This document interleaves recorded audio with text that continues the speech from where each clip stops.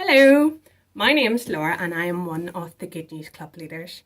And each week, one of your leaders from GB or BB or Sunday School or another Good News Club leader is going to tell you a Bible story online. We're so excited to be able to share with you, even though we can't meet together at the minute. We can share with you online and you can keep learning about Jesus at home. And you can even get a Bible yourself and get mum or dad to read you a story every night. There's so much to learn out of the Bible. It's God's Word. So I'm going to read you a story from a great Bible. It's called the Jesus Storybook Bible.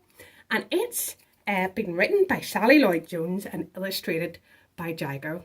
I'm so pleased that you are going to listen to my story. It's one of my favourites.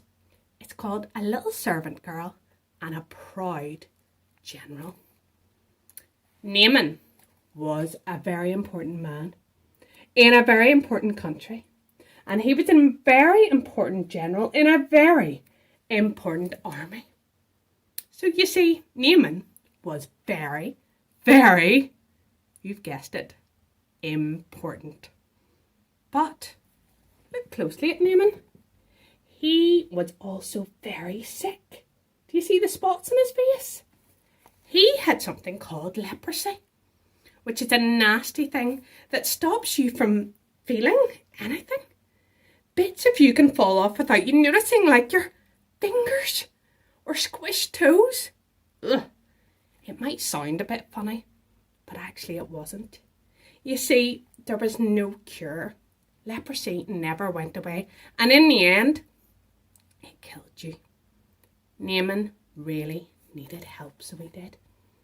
Now, thankfully, there was a little servant girl, a little slave who worked for him in his house. And she knew somebody who could help Naaman.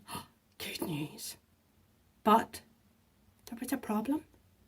You see, this little servant girl was actually Naaman's enemy. His enemy. Let me read you what it says. Now, there was a little slave girl who worked for Naaman. But not long before Naaman had led an army raid on her home in Israel, he had killed her whole family and carried her off to Syria and made her into his slave. Every night she probably cried herself to sleep. She had lost everything. Why would she, of all people, want to help Naaman? Do you think she will? Don't you think she would hate him and want to hurt him back for what he'd done?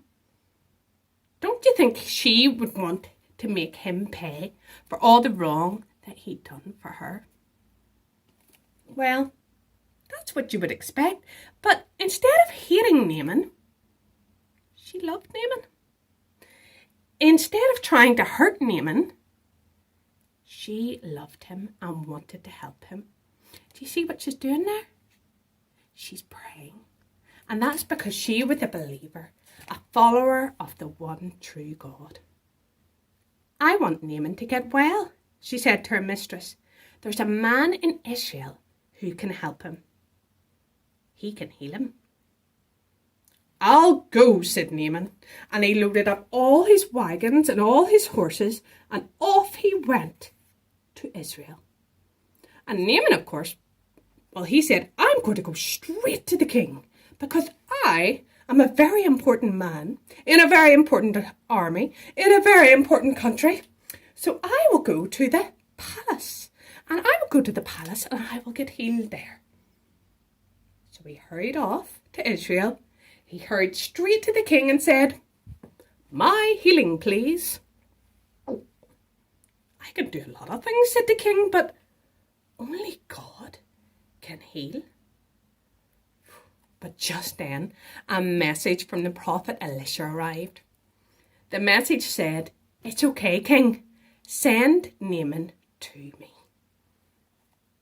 So Naaman got back on his chariots and he hurried off to the prophet Elisha's house. Doesn't look very fancy, does it? But that's where the prophet lived. But Elisha didn't come out of his house to greet the prophet, to greet Naaman. No. The prophet stayed in his house and he just sent out his servant. And you know what Naaman thought? Well, doesn't Elisha realise who I am and how important I am? But what the servant said next made Naaman even crosser.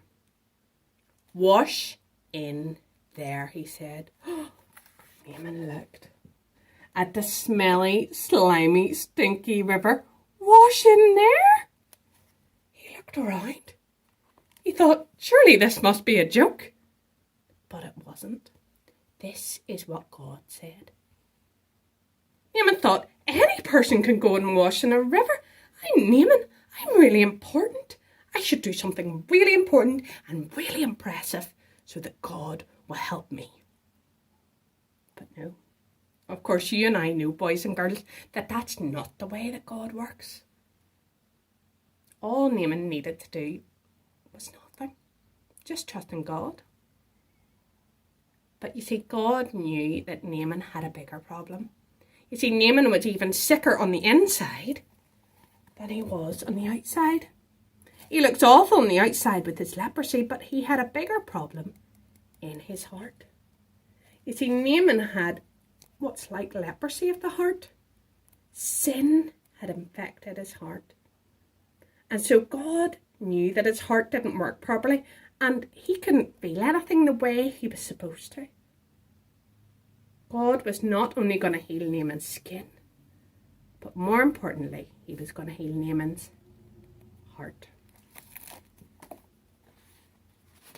God is good. He knows what we need the most.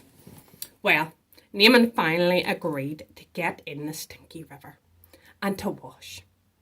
And instantly, his skin became beautiful and smooth, as soft as a little baby's skin. Wow. Wow. Naaman, of course, thought, right, oh, Elisha, I'll pay you money because you've done a great job. Well done, you've healed my skin. But no, Elisha didn't want paid. He said, no. No, thank you. It's not me that healed you. It's God that healed you. You can't pay, Elisha said. It's free. And so that very sick man was healed, all because of a little servant girl who forgave him. You see, God knew that sin was like leprosy. It stopped his children's heart from working properly, and in the end, it would kill them. It was a big problem, even bigger than something like leprosy. Years later, God was going to send another servant to forgive, just like the little girl did. Who could that be? God was going to send someone to forgive all of God's children and to heal the terrible sickness in their hearts. Who could that be? You're right, it's Jesus. People's hearts are broken, but it says here, God can mend broken hearts. God can mend broken hearts. Thank you so much for listening, boys and girls, and we hope that you'll give us a wee like or a thumbs up or a wee comment below just to let us know that you've been listening. We really miss seeing all you guys face to face, and we are praying for you at home. So take care, have a good week, and see you next week. Bye.